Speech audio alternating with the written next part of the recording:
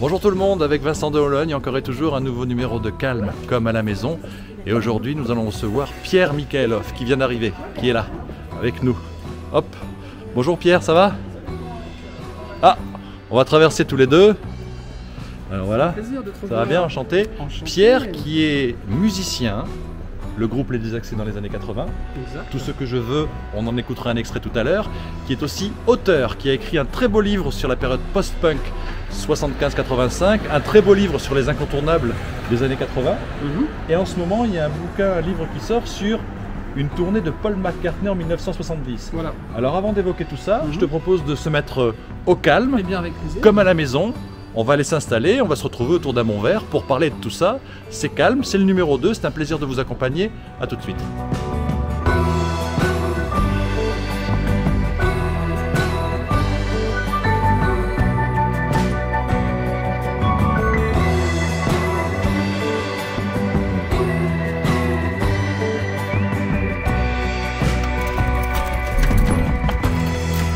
On y va, comme à la maison. Les petites boissons. Merci. Je te laisse le mug New York. Très joli. Parce que c'est quelque chose qui te parle peut-être plus à moi qu'à toi. Alors bienvenue pour ce numéro de Calme, Pierre. Merci d'être avec nous. C'est un plaisir. Moi, je t'ai rencontré il y a quelques temps de cela par le plus grand des hasards parce que tu es venu dans une émission donc, que j'animais avec Gilles Verland et un autre auteur qui s'appelle Jean-Éric Perrin. Où vous aviez tous les trois travaillé sur ce livre qui s'appelle tout simplement Les Beatles pour les nuls. Bon, je connaissais déjà Gilles Verland qui travaillait, qui était collaborateur pour France Bleu, la radio où j'étais animateur. Je vous ai découvert, vous deux autres auteurs, et puis on a parlé après de livres, de rock'n'roll. Et j'ai découvert que tu faisais dans les années 80, quand j'avais 15-16 ans, partie d'un groupe qui s'appelait Les Désaxés. Alors, est-ce que tu peux nous parler de ce rock'n'roll des années 80? Comment t'es-tu retrouvé à Paris à faire partie de ce groupe Les Désaxés qui a marqué plusieurs générations avec ce titre? Alors on va l'écouter en fond, mais est-ce que tu peux nous expliquer comment tu as fait partie de ce groupe? Oui, bien sûr. Bah, moi j'étais parisien à l'époque, et je suis toujours d'ailleurs. Et je cherchais désespérément à entrer dans un groupe un peu sérieux, qui tourne, qui est déjà un petit peu dévisé professionnel, qui soit un petit peu organisé. Et j'avais lu des entrefilets dans Rock and Folk, qui parlait des Désaxés. D'accord. Donc pour moi c'était un groupe déjà qui était un petit peu implanté. Alors c'était ça Les Désaxés. Ça c'est ce que j'attends, ce n'est rien de plus qu'un peu d'affection. Voilà, Les Désaxés.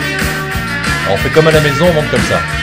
Donc tu t'es retrouvé guitariste des Désaxés. Donc voilà, il passe une petite annonce dans Rock and Folk, j'y réponds, on se rencontre, le courant passe tout de suite.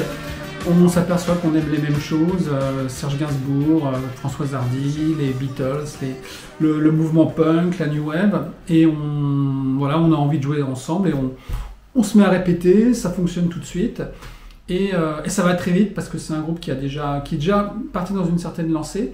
Donc tout de suite on a des concerts au Gibus, on a des maquettes à faire, et puis l'optique du groupe c'est tout de suite de démarcher les maisons de disques. Donc moi ça m'allait très bien, j'avais 20 ans et j'avais envie de faire de la musique à plein temps, et je tombe sur ces gens hyper volontaristes, hyper dynamiques, et l'aventure commençait. Et l'aventure dans le rock, le rock parisien et le rock français des années 80, alors 76-86 Téléphone, qui était peut-être un niveau au-dessus de tout le monde, d'un point de vue succès, bien sûr. Il y avait un niveau talent aussi. Oui, non, il y avait Trust, mais il y avait... pas dans le rock underground encore, mais il y avait quand même des sacrés poulains qui étaient derrière. Il y avait les Désaxés, il y avait Noir Désir qui arrivait, il y avait Strychnine, il y avait Stalag, il y avait Standard, il y avait les Taxi Girls, il y avait Star Shooter de Lyon, il y avait Bijoux, il y avait Indochine qui est arrivé ensuite au Rose Bonbon. Moi qui étais dans un village de 1500 personnes en province, j'aimerais savoir, quand on est au cœur de ce renouveau du rock français, parce que c'était après les années 60 et 70 et les yéyés, et la musique de variété, sans sens péjoratif, c'était un renouveau. On le vit comment? Est-ce qu'on réalise? Bah alors, en fait, c'était très compliqué parce que, comme tu viens de le citer, il y avait une concurrence énorme. Donc, la difficulté, c'était de se faire une place au milieu de toute cette scène. Parce que dans le sillage du succès de Téléphone, les maisons de disques avaient signé énormément de groupes français. Donc, il y avait une offre incroyable et il fallait tous les disques, il était évident que tous les disques n'allaient pas marcher, tous les groupes n'allaient pas avoir du succès. Donc il fallait exister au milieu de tout ça, se faire remarquer par un directeur artistique, par une maison de disques, par un journaliste qui allait parler de nous. Et il y avait une chose qui était très positive et qui était notre chance à nous autres musiciens à l'époque, c'était l'arrivée des radios libres. Et d'un seul coup, on n'avait plus 3 radios sur lesquelles on pouvait être programmé, mais on avait des centaines de radios à travers la France auxquelles on pouvait envoyer nos disques et qui pouvaient éventuellement nous passer, nous recevoir en interview. Et ça nous a vachement aidé aussi. Mais il y avait une énorme concurrence et c'était hyper stimulant parce qu'il y avait sans arrêt des disques qui sortaient, des concerts à aller voir et chaque groupe arrivait avec son concept, son look, sa musique, un son nouveau. Et ça, c'était génial. Et ça s'est passé comment après le départ des Accès? On se dit, bon, j'ai 25 ans, faut que je fasse autre chose, j'ai mûri, j'ai d'autres besoins, d'autres envies? Non, alors ça c'est un peu plus tard. C'est à la fin des années 80, on s'est aperçu qu'on n'avait plus envie de faire la même musique, tout bêtement. Le chanteur, justement, partait plus vers une carrière solo. Il avait plus envie de faire une sorte de chanson française, voilà. Et moi, ça me parlait pas tellement, donc fatalement, ça devait s'arrêter. D'accord, ça a bougé. Et donc, ce choix, peut-être par des rencontres, comment ça s'est passé de l'écriture? Parce que moi, alors j'adore. Hein, on parlait des années 70-80. Ce livre est extraordinaire. J'ai redécouvert des gens, j'ai redécouvert une époque. Je suis né en 65, donc c'est entre mes 10 et mes 20 ans. J'ai redécouvert des choses que j'avais oubliées. J'ai redécouvert Siouxsie and the Banshees, j'ai redécouvert Billy Idol jeune, Flesh for Fantasy. Il y a des choses qui sont extraordinaires. Les Stranglers, des photos de couverture de Best. Regardez, c'est quand même... Ça, c'est ma collection de disques et de... Voilà, c'est quand même extraordinaire. Avec Taxi Girl, Chercher le garçon, les débuts d'Indochine. Ça s'est passé comment ? Passage de la chanson à l'écriture. Ouais, le passage, il vient pas immédiatement après les Désaccès. Après les Désaccès, je joue avec d'autres gens, notamment avec Jacques No, un petit peu avec Lily Cube, avec pas mal de gens. C'est au début des années 2000 que je me suis dit, mais finalement, la musique devenait de plus en plus compliquée parce que les groupes, les musiciens vendaient de moins en moins de disques, donc ça devenait compliqué. J'ai bossé avec plusieurs personnes avec qui ça s'est mal passé, des managers un peu escrocs et tout ça. J'en ai un peu marre de ce milieu de la musique qui devenait très compliqué. Et j'avais toujours envie d'écrire et je me suis dit finalement, la musique c'est compliqué. Pour faire de la musique, il faut un groupe, il faut un producteur, il faut un manager, une maison de disques. Ça prend énormément de temps de réunir tout ça et que ça matche entre les gens. Et je me suis dit, mais j'ai un ordinateur chez moi, un traitement de texte. Pourquoi je ne reviendrai pas à cette chose qui m'habite depuis toujours, c'est-à-dire l'écriture. J'ai toujours été un gros lecteur. Et j'avais des velléités d'écriture, mais ça n'aboutissait jamais vraiment. Et là, finalement, j'étais le dos au mur. Je me suis dit, essaie de voir si tu en es capable ou pas. Et tant que tu n'auras pas terminé un bouquin, Et le premier bouquin, c'était quoi? C'était un recueil de nouvelles qui s'appelait Somme cliché, une enquête sur la disparition du rock'n'roll. Alors, c'était des nouvelles, mais qui revenaient un petit peu sur des souvenirs, sur des gens que j'avais croisés, et puis des disques qui avaient compté, tout ça en enveloppant tout ça de fiction.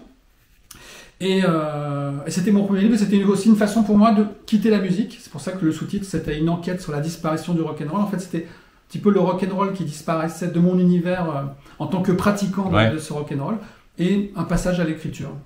Parce que c'est ce que je disais quand on s'est vu la première fois, c'était pour les rencontres musicales avec les Beatles, a priori, puisque la première fois qu'on s'est rencontrés, c'est pour la sortie de ce livre, Les Beatles pour les nuls, coécrit. Ça s'est passé comment, cette rencontre et cet investissement dans le monde des Beatles, particulièrement cette collaboration avec les deux autres auteurs? Parce que c'était la première fois que tu écrivais avec quelqu'un d'autre. Ouais, c'était compliqué. Enfin, après, on a trouvé une façon de fonctionner, on faisait chacun un chapitre. Mais c'était la première fois que je travaillais. C'est très compliqué d'écrire à deux. Je connaissais un petit peu Jean-Éric, mais j'avais jamais écrit avec lui, donc je savais pas si nos styles allaient coller. Et finalement, on est arrivé un petit peu à un style intermédiaire qui fait que les deux se mélangent très bien. Et puis en plus, c'est un garçon charmant, donc il n'y a pas eu de problème. Et c'est surtout grâce à Gilles Verland que l'équipe s'est formée. Parce que Gilles, c'était quelqu'un qui venait de la radio, de la télévision. C'est vraiment quelqu'un qui a touché à tous les médias possibles, imaginables, et l'édition. Il a dû être le directeur de collection peut-être d'une centaine de bouquins, voire plus. Il a travaillé avec énormément d'auteurs. Et ce que faisait Gilles, c'était de réunir des gens. Il avait ce talent qui font finalement les grands éditeurs, les grands managers. C'est-à-dire de sentir qui peut travailler avec qui Pour ça et match. de faire des équipes. Voilà. Et il nous avait rassemblés avec Jean-Éric et ça fonctionnait super bien.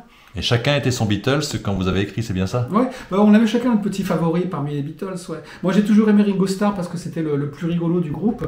Et finalement, le gentil, quoi, qui essayait à chaque fois qu'il y avait une sale ambiance dans le groupe, qui essayait de recoller les morceaux en sortant une bonne blague. C'est pas le rôle du batteur de garder le rythme, justement, En et de général, garder c'est l'esprit ça, d'équipe? ouais. En général, c'est souvent l'état d'esprit du batteur, ouais.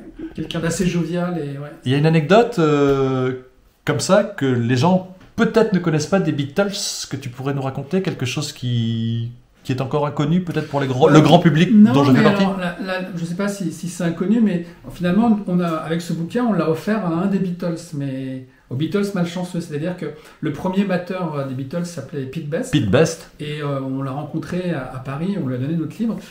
Et lui, il a eu la malchance de partir juste avant le succès des Beatles.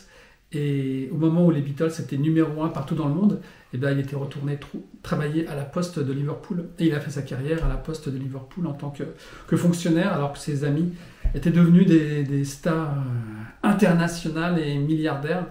Et il le vivait très bien. Ce qui nous a plu, c'est que ce type, eh bien, il avait accepté ça. Il était heureux de sa vie. Il savait qu'il n'était pas fait pour être le batteur des Beatles. Et que, de toute façon, il ne pouvait pas rester. Ça ne collait pas.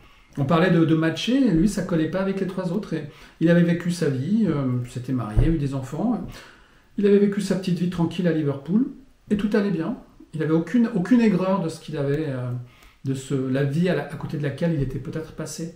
Ça, c'est je trouve, une belle philosophie de la vie. Il y a plein de résilience, de bien-être, de choix, de valeurs. Alors, Pierre Mikhailov, ce rendez-vous comme à la maison, ça dure entre 10, 11, 12 minutes. On va continuer à échanger parce qu'il y a plein de choses à dire sur les incontournables cultissimes des années 80. Un livre d'une épaisseur sans nom, mais ça se picore, voilà, ça se lit. Et le dernier qui s'appelle, le titre est extraordinaire, L'élevage du brochet en bassin clos. C'est une enquête avec Paul McCartney qui est au milieu dans les Hauts-de-France. C'est la deuxième partie de ce rendez-vous calme comme à la maison. Quand on a plein de choses à dire, on prend le temps. À tout de suite pour la suite.